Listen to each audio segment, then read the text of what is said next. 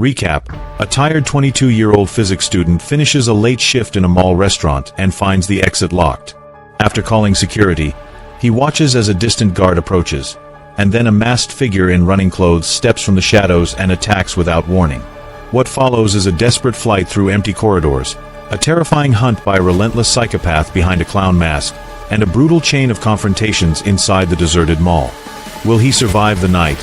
And what will he do when faced with a weapon he never wanted to use? Keep watching to find out. Chapter 1. Closing Time. I remember wiping down the last table and turning the sign that said closed. It was one of those late Saturday nights when the mall felt like a different world. Quiet, empty, and a little too cold. I was 22, studying physics at the university, working weekends to keep rent paid.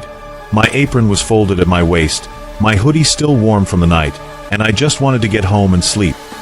The exit door was locked. At first I thought it was a mistake.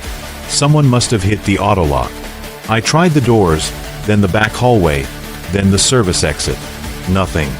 I called security from the kiosk because my phone had a poor signal behind the food court pillars. The dispatcher said someone would be there in a few minutes. I leaned against the glass and tried not to let the silence gnaw at me. Then, across the atrium, I saw movement. A lone security guard, uniformed and walking toward me under the strip lights. Relief flooded me, but it was short-lived. From the shadows behind him a figure stepped out, tall, quick, dressed like a runner but wearing a grotesque clown mask. There was no sound, just a small, chilling stillness before everything unraveled. Chapter 2. The First Cut. I saw it happen too fast to process. The masked runner, she moved behind the guard like a shadow swallowing light. 1 second the guard was there, the next he was on the floor. I couldn't believe my eyes. He crumpled, and the mask glinted under the mall lights. She didn't say a word. She moved with terrifying purpose, like someone executing a plan she had practiced 1,000 times. I dropped my phone. The sound of it hitting tile seemed obscene in that silence. My first instinct was to help, to run in and stop her. But fear rooted me. She was already turning, and when she saw me she didn't hesitate. Her head tilted in a way that looked almost curious. Then she started coming toward me. I ran. The mall became a maze of storefronts and glossy tiles. Doors were locked, lights flickered, and mannequins stared with frozen faces. Every corridor felt like a choice between life and something worse. She chased without shouting, without pausing. If someone was alone in a shop, she found them. Screams rose, then fell. The sound of her steps behind me was steady, patient, murderous. Chapter 3. Empty Halls. I remember thinking about escape routes as if solving a physics problem. Angles, momentum, where inertia would carry me faster. I ducked into an electronics store, lights glowing with blue from turned-off screens. I looked at the mall map poster and tried to calculate where she couldn't get me quickly. But she didn't need calculations. She had an animal's patience. I heard her like a distant clock, regular, close, inevitable. I tried barricading a door with a display cart, shoved a promotional stand into a corridor, anything to slow her. It bought me seconds that felt like hours. I found the guard later. He wasn't moving, and the sight of him made something cold settle in my chest. The holster on his belt was empty. The pistol lay on the ground a little way off, as if someone had dropped it in a rush. I never wanted to touch a gun in my life. Physics taught me about trajectories and energy, not killing. But there was a weight in my hand that felt like the only rational thing left in the world. Chapter 4. Physics of Survival. Holding that pistol, I thought of every class where we calculated angles and velocity. The same principles applied, I told myself, only this time the variables included a human heartbeat and a masked face. I slid into the food court with a pistol hidden and my breath loud in my ears.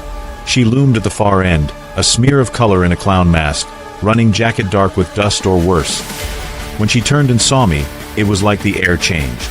There was no bargaining. I raised the pistol because the choice was binary. Stop her now, or run and die trying. I remember squeezing the trigger, the recoil, the way sound ripped through the empty glass.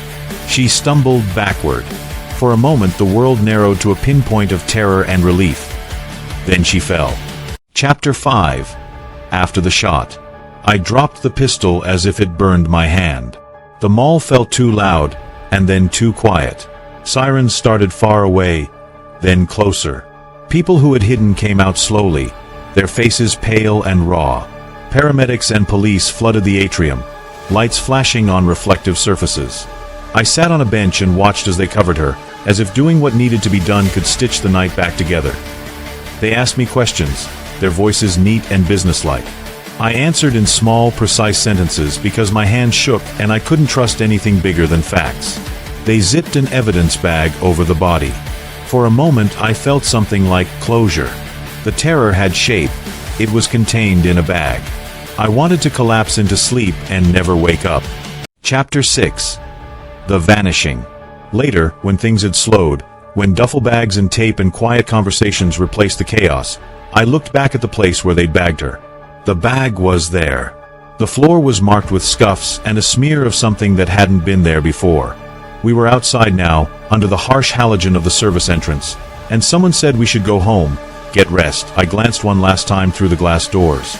The bag on the stretcher, the cluster of officers, the bright tape, then a gap where no gap should have been. The bag was gone. I blinked. An officer swore under his breath and searched, but there was nothing. No movement in the sealed corridor. No sign of how a body had disappeared from under watchful hands. My mind offered explanations and none fit. Equipment misplaced. A grave mistake. A trick of light. But when I left that night, I carried with me the memory of her mask, the shape of her running jacket, and the impossible image of an empty stretcher. The physics I loved had never prepared me for a thing that could vanish without a trace. If you like this story, please subscribe to the channel, activate notifications, give this video a like, leave a comment with your thoughts, and share the video with friends who love dark thrillers.